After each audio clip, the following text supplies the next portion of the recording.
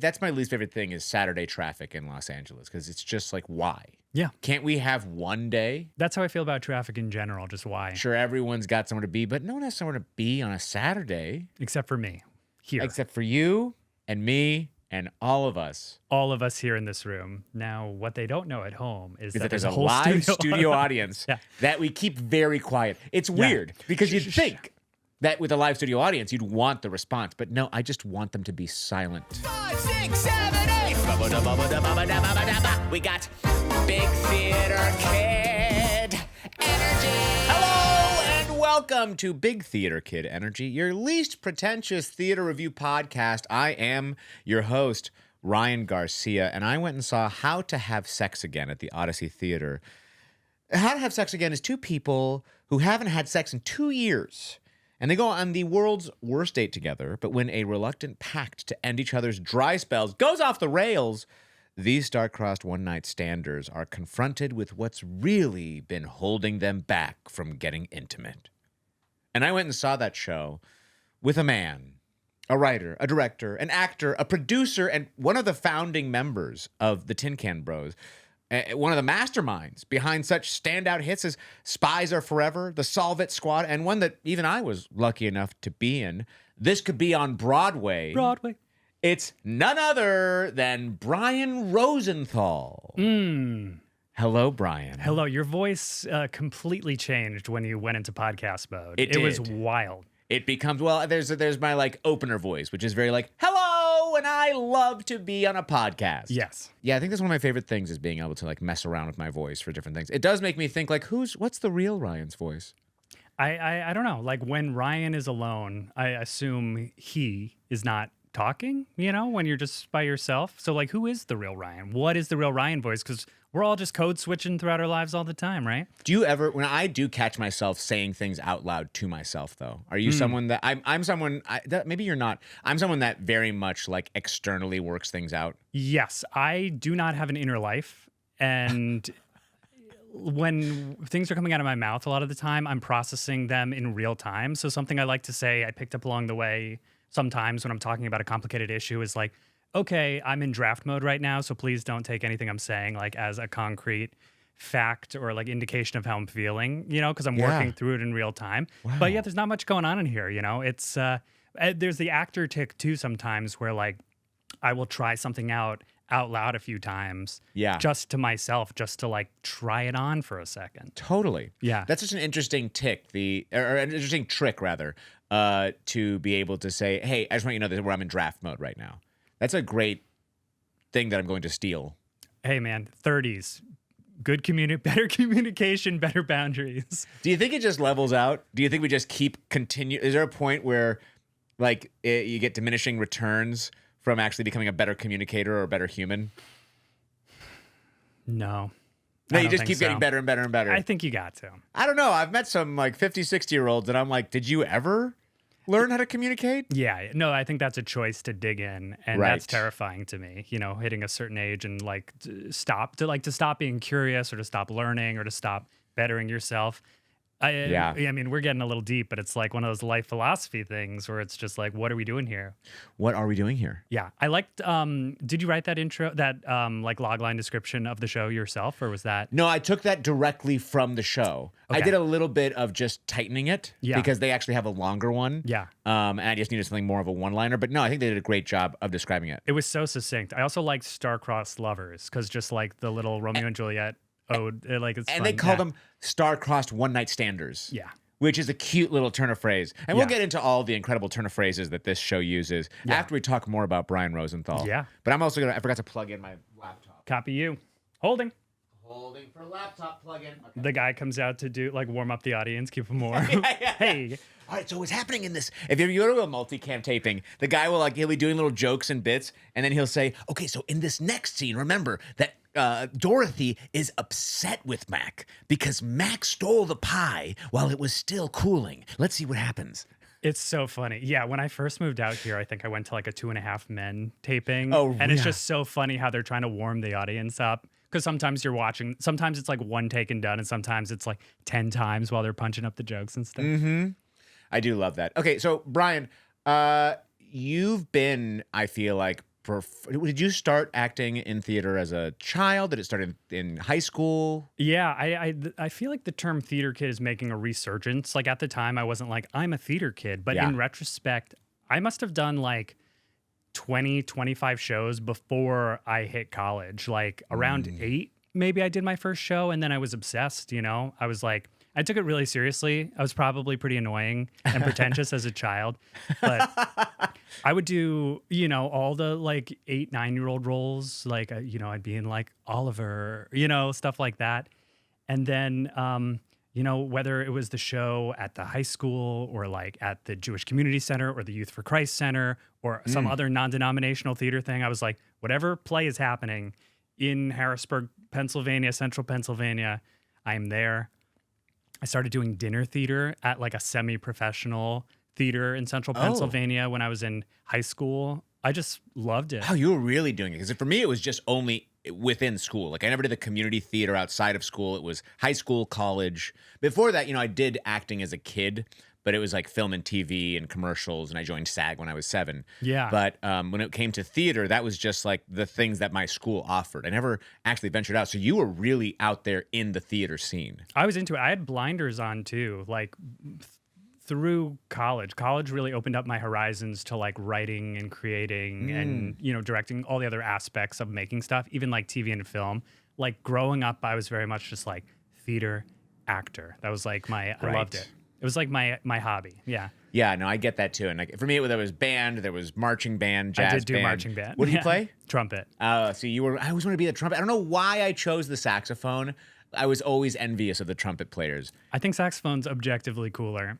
Yeah, now at this point, I'm happy that I stuck with that. Yeah. But trumpet, I also like. I'm a loud person in a room, and the trumpet's the loud person in the room. It is loud. You know? I feel like I did not have a typical trumpeter's personality. Yeah.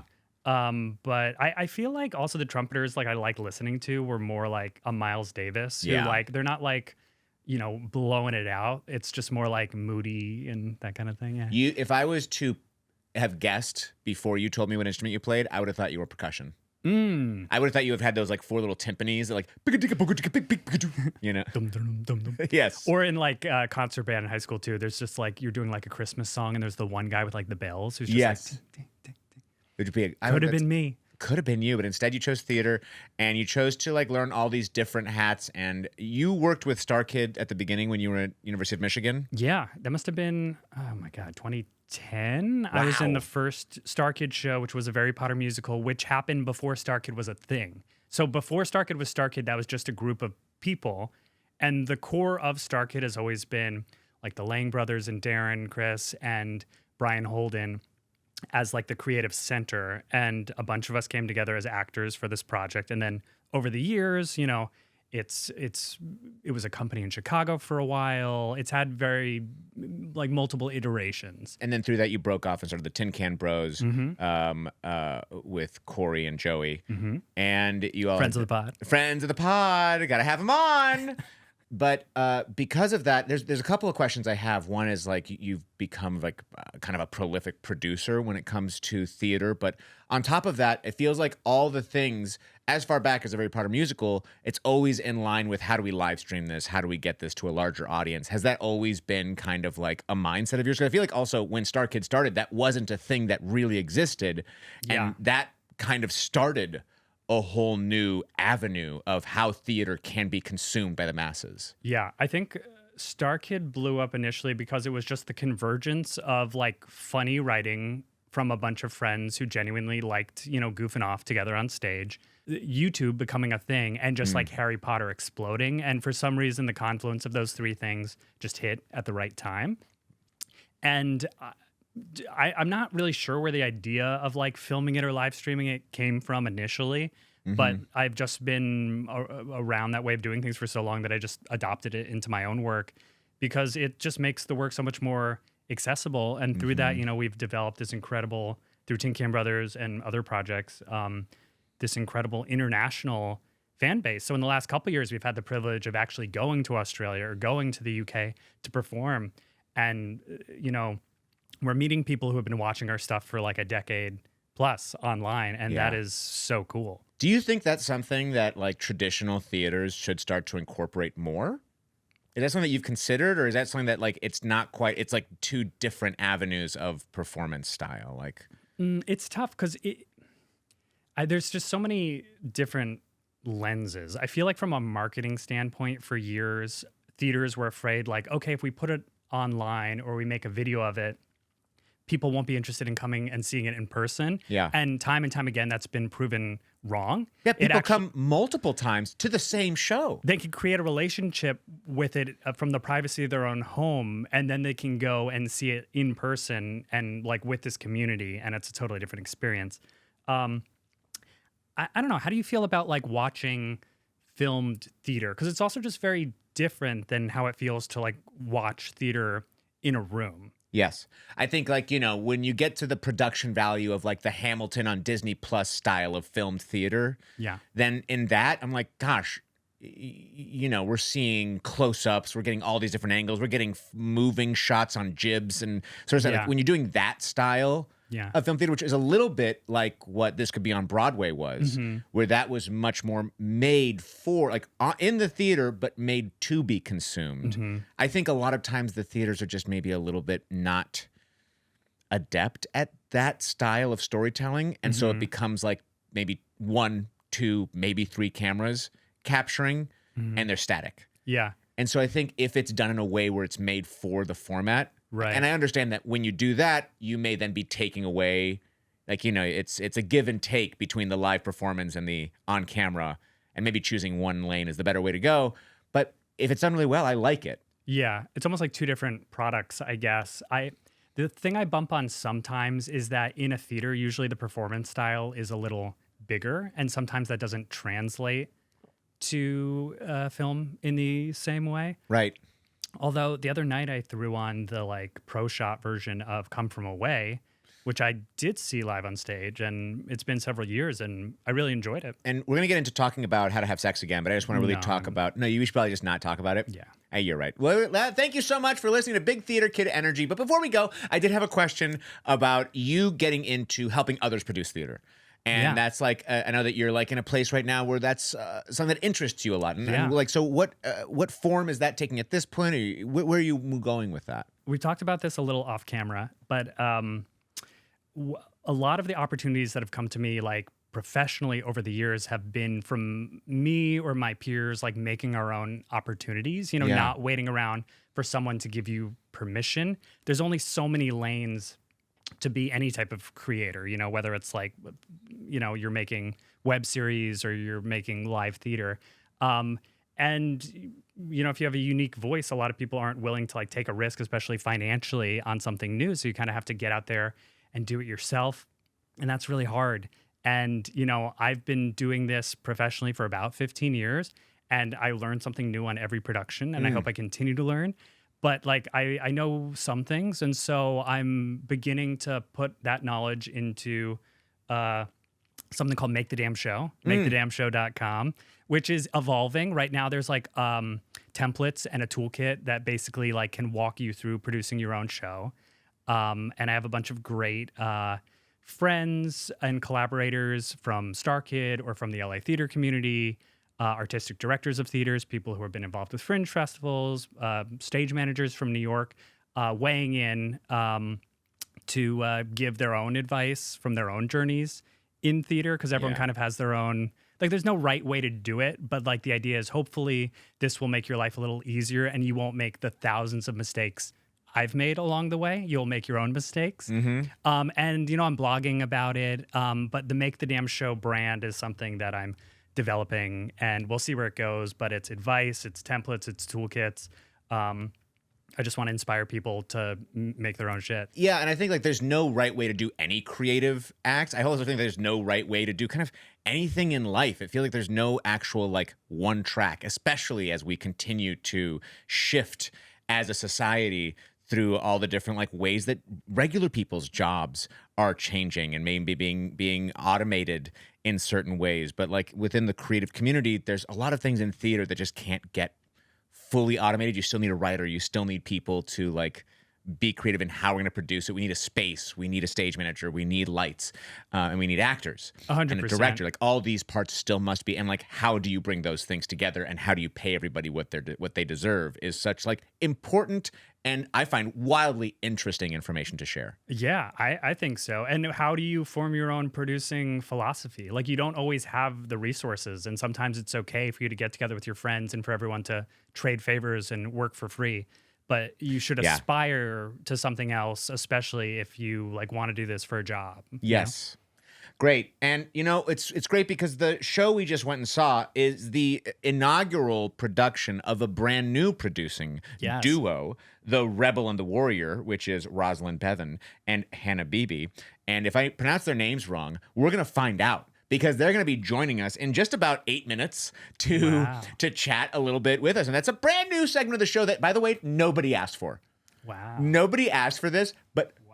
But I'm doing it for me, for the show, for fun, and also because I want to hear their voices since they are the director and the actor of the show we just saw, How to Have Sex Again, one of the actors, because it's a 2-person show. And also they are producing partners. So there's just so much that they can tell us. But before we get to them, I'm just going to do a quick talking about what the theater is. Because I actually found some pretty interesting stuff about the Odyssey Theatre. Yeah, I'd love to hear. We just went. I'd never been there before. But the Odyssey Theatre Ensemble is a very actually long-running nonprofit theater that's been around since 1969 and started by artistic director Ron Saucy. Saucy? Saucy or Saucy. It's Sossi, and I only said it out loud for the first time now, so I'm going with Saucy, which is, I think, much more fun than Saucy. And boy, is he. And boy, is Ron Saucy. Do you think he was just called the Sauce? I hope so. Hey, the Sauce. We're going to do a show tonight. You cool with that? Hey, the Sauce is always cool with anything you want to do. Yeah, people don't really know about the mob involvement in LA theater back in the 60s. Especially in the Odyssey Theater. So they originated operating in an 81-seat former church on Hollywood Boulevard. Then they moved to a warehouse at Bundy in Ohio that they got kicked out of that became a Blockbuster. R.I.P. They were there from 1973 to 1989. Huh. And then I pass that intersection all the time. That's so funny. Well, I'll tell you what, the Blockbuster's not there anymore. No. But it's like neither, an Oh No Hawaiian barbecue or something. Yeah, and neither is Odyssey Theater because LA County actually came in to help move them into the warehouse they're in now. Okay. It was originally a city-owned industrial warehouse that was used to manufacture gas tanks. Before LA County moved. And I thought this was so cool that the county actually works together with the theater company to get them into that space. Yeah. It has 3 different performance spaces inside. I was getting ahead of myself because I wanted to talk about how much I love the sign of this theater. Yeah. That just big lit up the Odyssey sign out front. Yeah. Yeah. We like approached it and we were like, this space is so cool. It's like this, I don't know, like neon blue almost with this huge sign. It's awesome. Yeah, it pops. And it's like kind of one of those mosquito lights that it draws you toward it. But instead of dying, you get to enjoy some live theater and parking. Yeah, and parking. Come on. Huge. In that area? Yeah. The parking before that, I parked very precariously in a place that I will not describe because I don't want to give away any of my parking secrets. Yes. But I thought, there's a chance I might get a ticket here. Hi, guys. Welcome to Parking Secrets. A new podcast. Let's just start it right now. Here's what you need to know. I would, if that podcast ever gets made, I will campaign to remove it from the internet. Absolutely. Because we can't just be giving these parking secrets to anybody. Yeah. You have to learn them word of mouth after you've earned your place in LA. Yeah, there's some things that should not, some secrets should not be shared. I don't need tourists knowing about my little parking secrets. No. They got to pay. They got to pay. Yeah. Anyway, we went to see the show How to Have Sex Again. Which, by the way, just like I'm so interested to hear from them about it. But I love theater that's clearly like boots on the ground. These are people working together. The writer is one of the 2 actors. The other actor is one of the producing partners. The other producing partner is the director. And these 3 work together. And the stuff they did for the set, which was minimal, but also full. It had one of those massive shelves along the back wall. And if you look deep in the shelves, you start to see little cute aspects of there was 4 different pictures framed, or one painting and 3 pictures, and they were all kisses and famous kisses, like the one that's at the end of World War II, where it's the Navy soldier kissing a woman in New York on the Times Square. I think The Notebook. The Notebook was one of them. Was up there, yeah.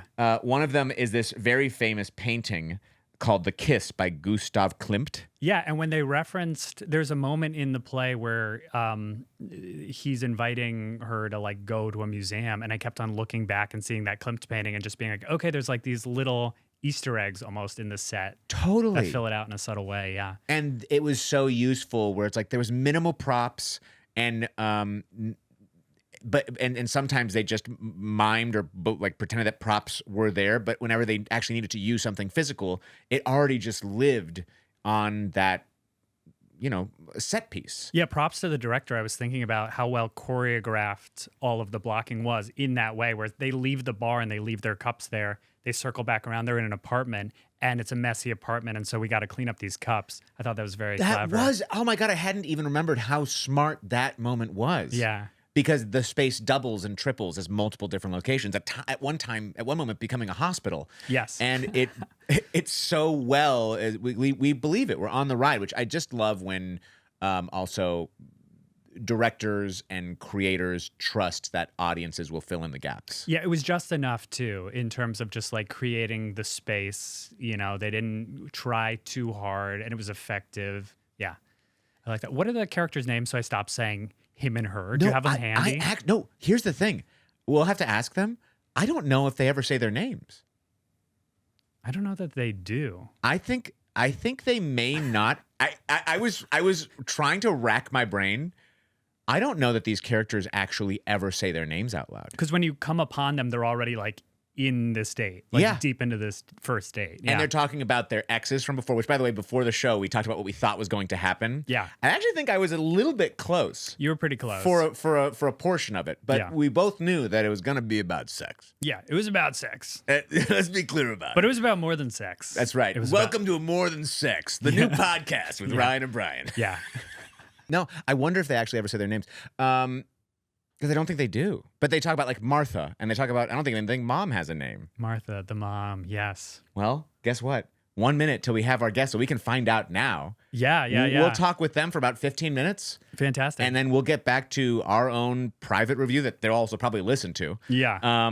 But they won't get to be a part of it. No. Can I just say one thing too before we like dive into it? Please. Was like, I love how generous actors are, especially in like a 99-seat two-hander show like this, where like there's a lot of theatricality, but there's a lot of naturalism, and they're exploring pretty intimate themes of trauma and sex, and it's just so like generous of actors to like go there for us as the audience, and that was so enjoyable. I totally agree, and it's one of the subjects that I want to go deeper on, because like the bravery of these two actors, the bravery of this writer, and also the ability of this writer to not only write a very like full 3-dimensional man, but also what felt to me as a full 3-dimensional woman, which is one of the questions I have for Hannah and Roz is, was this rehearsal a workshop style rehearsal where there were notes given and new pages given, or were they locked in with the script? Because I want to know, like, was this all from Louis, or was it something that they collaborated on? Yeah. Those are your headphones right there. You're going to want those because we'll be hearing them through the start headphones. over? Yeah. You don't need them until now. You're so dry. How are my levels? How are my levels? How about now? Yeah, I can hear it. And you tell me if you want to up or down, okay? This is great right now. Hello, my name is Brian, and I'm a theater kid. Oh no, I gave him headphones, and now he's going to start doing accents. I got to work on my accents. Ah, they're here. Hi. Hello, can you hear me okay? Yes, I can. Just so you know, you're only going to be audio aspect of the actual pod, but like that's how a lot of people listen to podcasts anyway. That's love to hear that. huge. That's huge. Huge. No need for makeup. I mean, it's like that. They did so much hair and makeup. I really feel terrible now. I have my person. My whole glam team was here. Yeah, are you kidding me? I'm really sorry. I hope that didn't cost too much money. Hello, Roz and Hannah. Wow, you guys, you did something incredible with this show. We so loved getting to come and see How to Have Sex Again. Don't speak for me. I loved going to see How to Have Sex Again. Right. I need to let Brian speak for himself.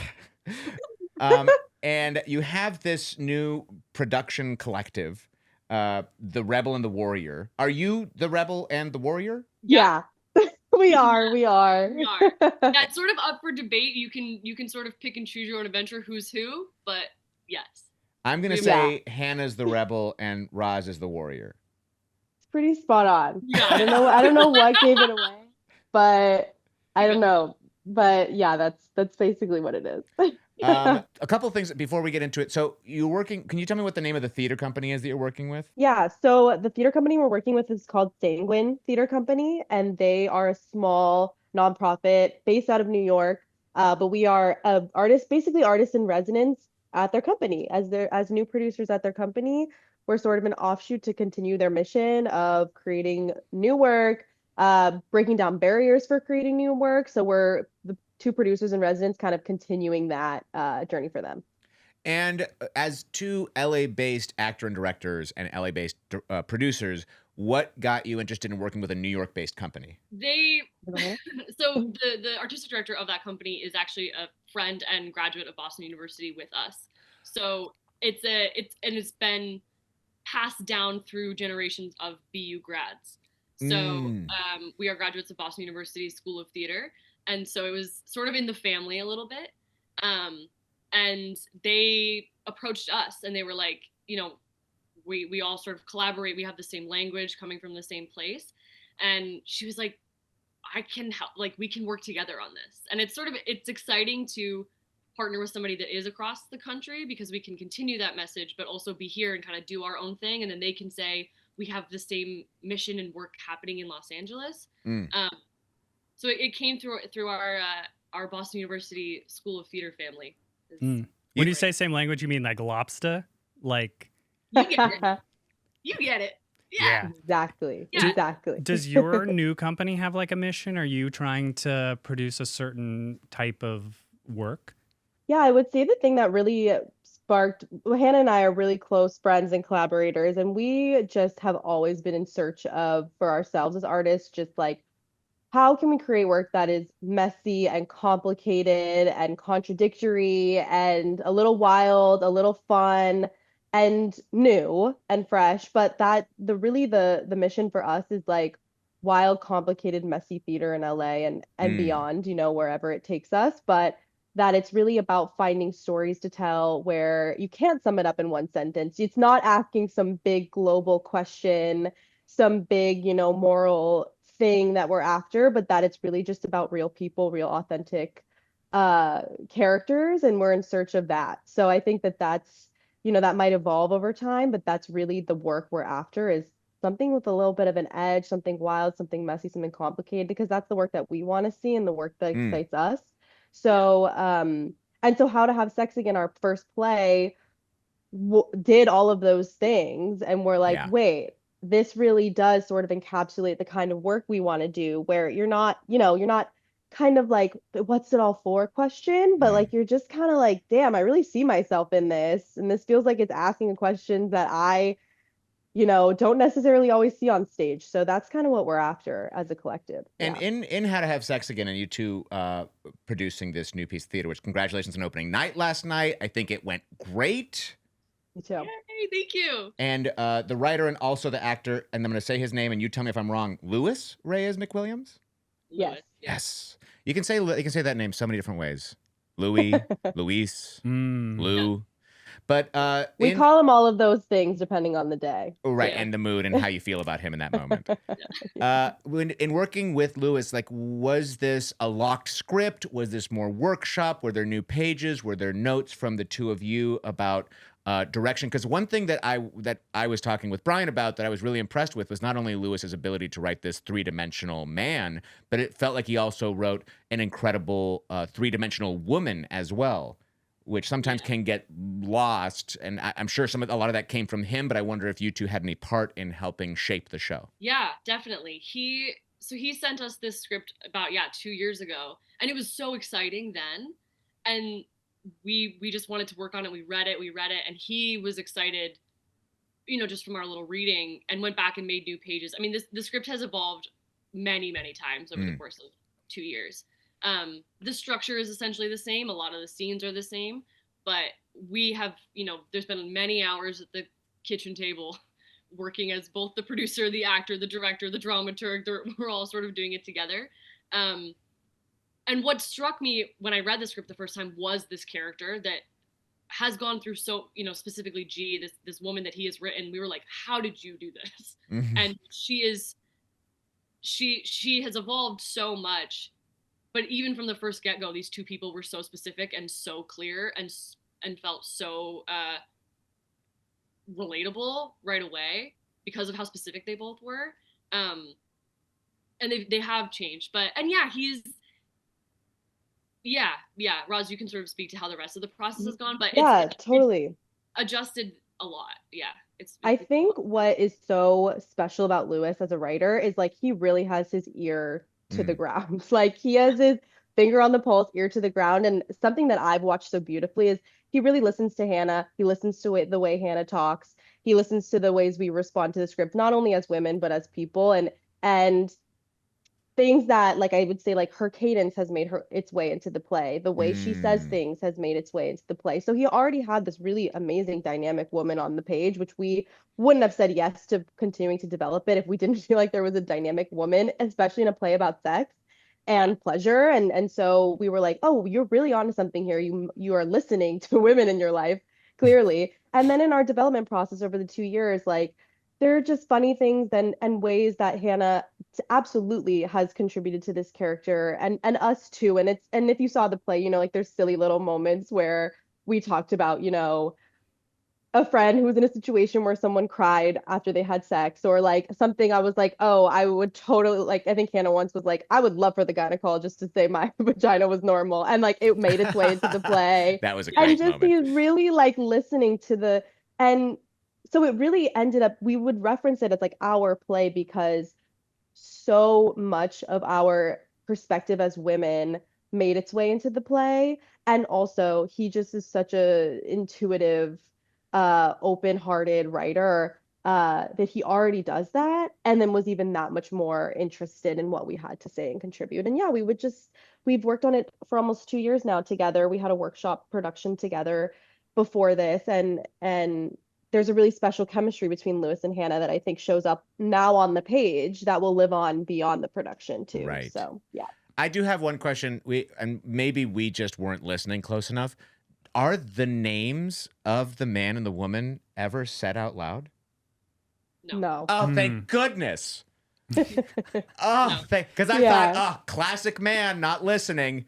Totally missed anybody's names. No, I thought so. Only name I think I got was Martha. Yeah.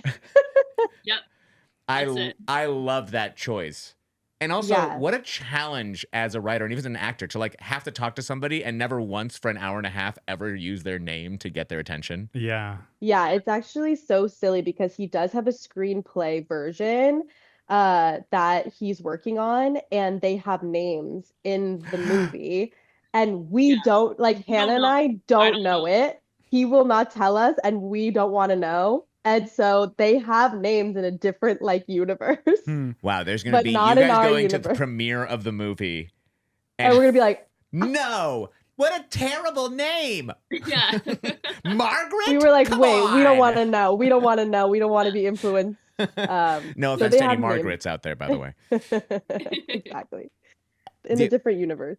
Did you have another question or anything? We're probably going to be about another like 4 minutes of us chatting here, and then Brian and I are going to continue talking about Behind the show. your backs? Yes, just right. No, I loved it. I mean, I'm just over Say it here all. agreeing with everything that's being said. I felt like these were two distinct characters. Sometimes Yes. with a new piece, like the risk is the voice of the playwright is coming through every character, or the cadence is the same, but these felt like two very distinct people. Mm-hmm. And I don't know if you talked about this through the process, but like my takeaway was like, okay, she's almost like depression coded and he's almost like anxiety coded, and they're like the two sides of this very relatable coin. Mm-hmm. And yeah, I just thought it was beautiful how they kind of like work out their traumas together through this awful date, but like by challenging each other end up kind of breaking through there. Yeah, how it's these two people that are stuck in their own ways and help each other get unstuck. It's very relatable. Maybe not in this Exactly. extreme dramatic sense, but I feel like anyone could relate to this in some sense. Totally. I do have one unless you have any response to that. You Well, I got was it. just gonna say, yeah, it's totally that's something we talked about a lot is like when you have someone that sort of allows you to kind of face your shit, and pay attention to you while you're doing that, that's actually an act of love and an act of compassion in that, and that there is pleasure, whether that's sexual or just life pleasure, joy on the other side of Mm. risk, like on the other side of taking a freaking risk, you know? I think that that's a huge part of getting unstuck. I love that you use that phrase, like they're kind of getting unstuck. Yeah, Yeah, that's that's like one totally thing it. that, through the years of being a creative person, I've learned that, like, oh, I actually am driving toward places of discomfort because I know that's Mm, where the growth is. Like, if I'm getting too comfortable in something, I got to shift. I got to do yeah, something new because I'm getting Yeah. comfortable, then I'm just going to get stuck in old routines and bad habits will start to form. Yeah. Relationships that challenge us, which Yes. I mean, I've been on. It made me think about this date I went on years ago with this woman in New York where we did not hit it off. There was like a lot of tension, and then we like became really good friends because it ended up just challenging us in a way where we just got to this deeper place a lot faster. Mm-hmm. And I don't know, it was just a very unique kind of experience. Yeah, I love that this show does do that for you. It brings up all these like, oh, I remember that person really did challenge me in that way, in an unexpected Totally. way. Like really, like as I'm watching it, I'm still reflecting on my own experiences. But one thing I wanted to say is like both of us, both Brian and Ryan, we're both, there was a dream of like just being an actor, which I think a lot of people have had, or just being a director. But that's just not the world we live in. The world we live in means you must be a multi-hyphenate. And so is that kind of the path that brought you toward producing, or was producing already something you were interested in because you wanted to flex your own voices? What kind of was that path? Yeah, I mean, for me as an actor, I was like, I'm just an actor. This was not part of the plan. Mm-hmm. And then as I, coming from Boston where I was auditioning and doing shows and stuff like that, you coming here and you're sort of a small fish in I don't know, perhaps the most massive pond ever, sort of trying to figure out how am I going to how am I going to do what I came here to do? And producing was a way for me to, it's so empowering as an actor where it often can feel like we don't have any power at all, to be Mhm. like, I'm going to make this. This is something I care about. I want to be part of the creative process behind this. I want to show up and have more to say than just my lines. And I'm so lucky that I have Rosalind who, came to me and was like, what if we just did something? And I was like, let's just do it. Let's just do it. And when I remember in school, everybody always says, make your own work, everybody says, make your own work. Everybody says it. And I was like, yeah, like, whatever, man. Like, okay. In that way that actors are sort of like, sure.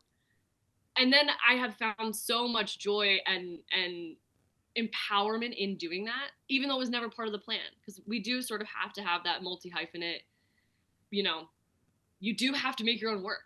Yeah. And it's really hard. But I have found it so empowering and so exciting to do, even though the challenge is maybe one I didn't think I was ever going to set out to do. But that, personally, when Roz came to me and was like, what if we just did something? I was like, done. I'm up from my nap. And I said, yes. Yeah, and we did it like with with like a reading at first. We didn't start big. We started kind of like incrementally and that we're growing.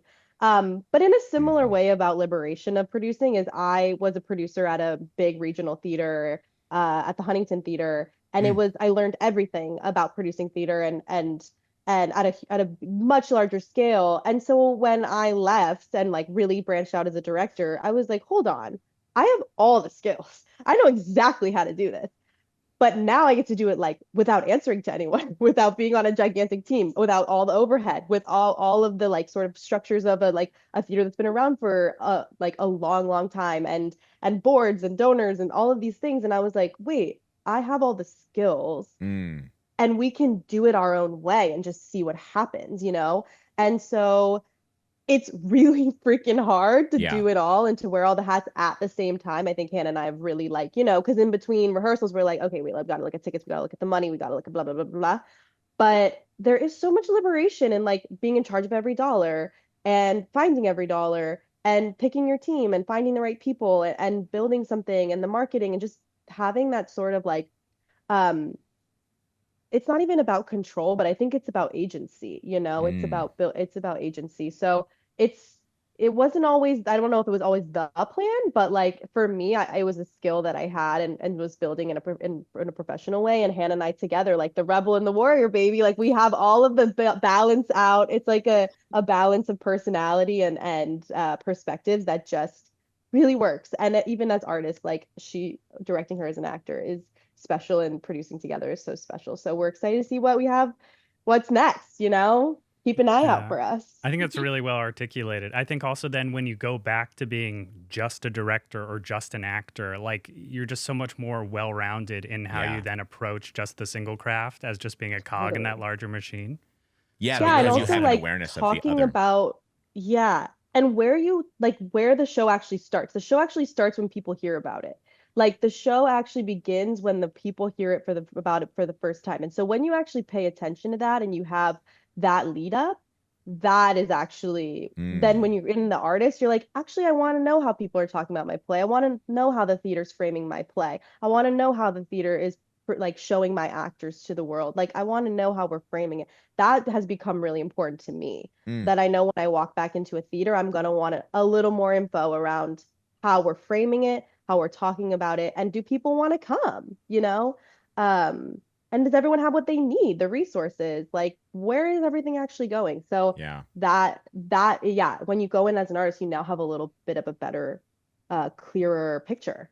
Well, that all just blew my mind, especially that last bit that you just threw in there, Roz. Roz and Hannah, I also love that you did it the way of like, we got to start from readings. We can't just be like, great, we've got a show, let's put it up. It takes 2 years, it takes time, but it also like, you got to make sure it is the show you want to be putting out there because of all the hard work that goes into it and making sure that you are putting your best foot forward. And I'm definitely going to be following The Rebel and the Warrior. I'm going to be following Roz and Hannah. I'm going to be following Louis. So you all should too. Thank you so much for joining us for the first time we ever had a call-in segment. I can't believe that it went so well, that all the tech worked. I should probably knock on wood because I don't have everything. I haven't listened to it yet. But thank you again so much, and congratulations on the show. And I hope you have a great rest of the run. And thank you for being with us here today. Yeah, thank you. so much for We having loved so it. much. Thank you. So good to see y'all last night. So Yes. thank you. Y'all rock. Thank you for coming. Wonderful to see you too, and thank you for coming. And goodbye. Bye. You're gonna have to cut all that out. Yeah, that's not gonna work, huh? Ugh, Anyway, they were lovely. they were absolutely lovely. Yeah. Yeah, I was actually. We can take these. I'm gonna take this off now. I don't want to hear myself anymore. So well spoken too, and I mean, Yes. I relate so hard to like all those ideas about like building a company, and it was just so well articulated. That's the ethos, you know. It's going to be hard, but get out there and make stuff and learn and have agency. I love that. I never even considered the fact that like the show doesn't begin when lights go up. The show begins when someone first catches wind that you have a play happening. Mm-hmm. And how do they start that relationship with your play? How do they start that relationship with whatever you're putting out there? I think producing at its best in kind of like a more energetic woo-woo way is about like, you know, creating space for performers, for audience members to like commune and like have this experience together. And I think that's like a beautiful thing. And of course, like marketing and all that is like a grind, but like at its core, I think people put in the hard work because like the final result is like this incredible, transient, beautiful moment that's so human. Yeah. Yes, of us drawing in the sand together and like the people in that room. By the way, I was sitting next to somebody at the show last night who there was a moment where, oh God, what was he talking about? He was talking about going to museums and nobody reads the blurbs. Yes. She had like a verbal reaction. Every time that he said another point about why the blurbs are so important, she was like, yes. Yeah. Yes. Yeah. And she was like nodding very, very Yeah. vigorously. It was so well written in a way where like, yeah, they weren't spoon feeding you the themes. These were just two very fleshed out characters, and in their relationship, all this stuff came up. Mm-hmm. Yeah. And the way that you were talking about it, I think is so right because they did come from two such opposite sides, and Louis did such an incredible job of having two very distinct characters. Yeah. And what? Just his character, It's so funny. man character in the show, like just that anxiety of just like having to continue to talk and just being totally in your brain and unwilling to like feel, and just like regurgitating facts at her and just being Yes. like, oh my God, this fucking guy. They were both so unwilling to feel in their own specific ways. Yeah. And I love when she says that you haven't say one thing about me. Yeah. All you've been doing this entire time is talking. And his response is, you didn't want to talk. Yeah. I didn't know what else to do. And like, here's two people with the way they deal with discomfort. Her, she makes snarky little snide comments. And him, he just fills it with all these facts and neuroses. Yeah. Yeah. And then there was that moment on the date where it was going so bad, but neither of them were leaving. And Yes. that's where like that little crack of light came in and you're like, oh, okay. This is the beginning of them like chipping away that exoskeleton or whatever. We're so opposite. We could never match up. Yeah. And actually, no, we're a couple Legos. That's we what you fit need. together perfectly. Yeah. But I thought that in that scene as well, Roz did such an excellent job of staging where, the house is built in such a way that, there's kind of, they're at a corner. We're at It's a kind corner. of odd. It's like a half thrust. It's a half thrust. We're kind of just, there's not the full third side of the thrust. Yeah. Yeah. And so one side is getting a much better view of Louis, and one side is getting a much better view of Hannah. Mm-hmm. And then when she goes to leave, and he's like, "I don't know why you're leaving. I think they're going. We can make this work. And do you want to rail me? Whatever." Then they switch seats. Yeah. But they do it so it doesn't feel like blocking. No. It actually felt very motivated and honest, and then technically it actually gave a great view of like, okay, now it's your turn to look at Louis and your turn to actually get connection with Hannah. 100%. It makes me think I loved the moment where they first had sex and you go like, how are they going to do this? Yes. And they strip down to their underwear and they're basically like sitting in chairs in half darkness, like simulating having sex verbally, but they're not touching each Right, other. they're actually facing kind of catty corner away from each other. Yeah. It was so effective. Yeah. Yeah. But then they would also break away from it to actually connect. Be like, did you like that? You don't like that? No Yeah, hand? yeah, Yes, that- hand? yeah. Yeah. And then they would go back to their own personal experience Yes. of the sex. But I wrote down like his need to grow from being a paralyzed man baby was like his arc was what it felt like to me, and her arc of needing to honor her truth rather than deflecting from it with Yeah. all of her snark. Yeah. And how those, like even those very specific arcs are so separate but also parallel, and, Yeah. and happen. And I love that they don't happen exactly at the same time. Yeah.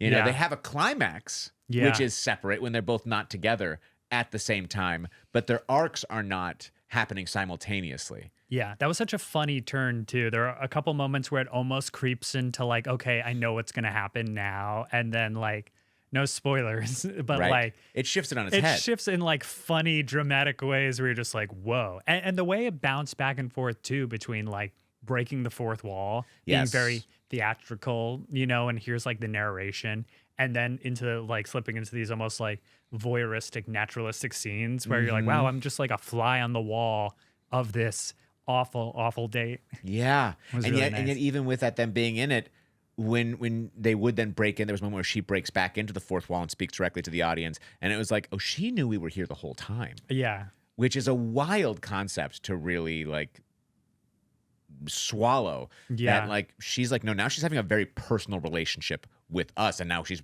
casting us as also the enemy Yeah. for having witnessed her when Yeah. she didn't want to be witnessed. Yeah.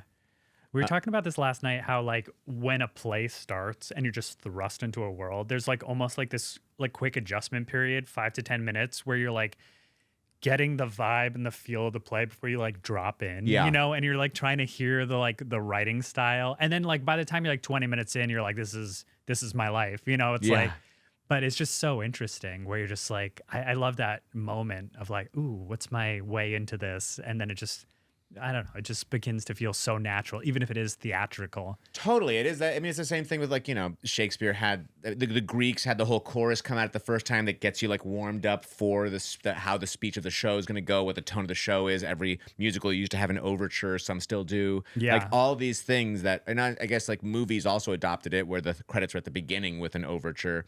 That it Yeah. just was like a style of storytelling. Yeah. In Shakespeare as well, of a way to like get you used to what you're going to be in. Yeah, or this guy you pay to warm up the audience before the podcast. And if you cut that out of the beginning, it'll be really confusing. Can I say you're all right doing now. a really wonderful job of being silent? They're all Usually, going- sometimes I have to kick somebody out. Yeah. But this time they're being wonderful. They learned their lessons. Thank you. Thank you so much. That was a test, and you passed by not making a noise. I also thought there's like some stuff that was so true to life, like Lewis's character when he was just in his boxers and he had to move across the stage. There's something about just being that naked that you do a silly run. Yes. Yeah. Like you can't just walk normal. Yeah. Especially when it's like a first time with somebody else. There's like that little silly, like on your toes kind of run across that he did so well that I was like, yeah, I get that. It's like a delightful awkwardness where, yeah, there were several moments where they're like half clothed, you know, like his shirt is like half tucked in. She's like, yeah, it felt so real while also like nailing so many like heavy, important topics. Totally. Yeah. Well written. I guess that means it was well written. It was well written, but also because, like you were saying, like it's so dense with language, especially for his character, that it runs the risk of feeling very written. But I thought he was such an exceptional actor, and so was she. But he had more of like the neuroses type monologues. Yeah. That he was able to. I believed that this person existed in the world in that way. Yeah, and I liked meeting him for a moment after the show because it's always so funny when you first see someone on stage and you're just going like, how like that are you in real life? And like maybe he's got a bit of that, but he just was like, oh, there's a normal non-neurotic guy. Yeah, I can be charming as well. I know how to just drop that. Actors. Look, by the way, the neuroses. By the way, I can do that too. The neuroses is always still flying. Like I'm still flipping through everything. All the terrible things I've done in my life are still flipping through while I'm being should we like, get into that? Yeah. So when I was 17. Yeah. You know what? Actually, that just reminded me. There were these moments of like patter and banter in the show. And then there were these like delightful moments of just like silence. Yeah. That were either like beautiful or super awkward. And I really loved the I don't know, bravery is like too hoity-toity, but just like, it just felt nice to trust that, okay, we're going to like take a beat and just live in like 15 seconds of like silence right now. And then it makes me feel more connected to like the energy in the room. And I thought the audience was like terrific, you know, so reactive. And you've done so much theater. I feel like you've been on so many stages. I've done a lot of theater. Yeah. I've done a lot of theater. Do you have things that like either like a hot take about how people should be in a theater or any stories of like things that have happened that you're like, I can't believe? I was having a debate with my siblings who both live in LA. We all went to see Sweeney Todd at La Mirada. Friend of the pod, Sweeney Todd. Been there. And it was interesting because I'm the type of theater goer who is like, I might have like a little reaction, but I'm pretty like contained. I want to kind of like disappear into the show, you know, and kind of lose myself in it.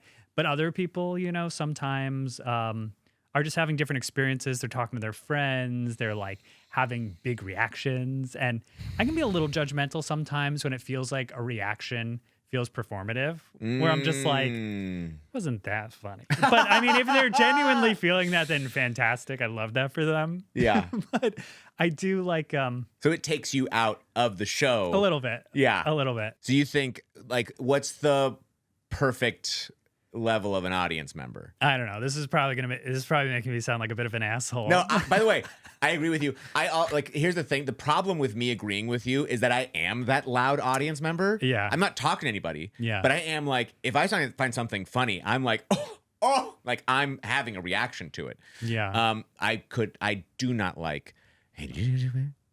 Oh my God, it's a guy right there. Like that I cannot handle. Yeah. Like I appreciated that the woman next to me was loving the stuff and she even said a line before the actors said it on stage. I'll just make one up because I can't remember the actual line from it. Was like they were about to say, because they went back to the hospital. And she went, oh, no. I think it was about the cafe. Waiting in the cafe for you. And they're like, waiting in the cafe for you. I was like, hey, I get it. I get that. We all know. Yeah. We all know that's coming. If you say it, you rob them of being able to. Don't say it. Yeah. That bothers me. Yeah. As I'm thinking about it, I think part of it is just knowing how much work it takes from everyone involved to put something up on stage and just wanting to give it the respect it deserves, even if it's just like the silliest musical, even if it's like a very serious play, you know, just wanting to like honor that, I guess. Because I do think of like the theater as kind of just like this sacred kind of place, you know? Totally. Yeah.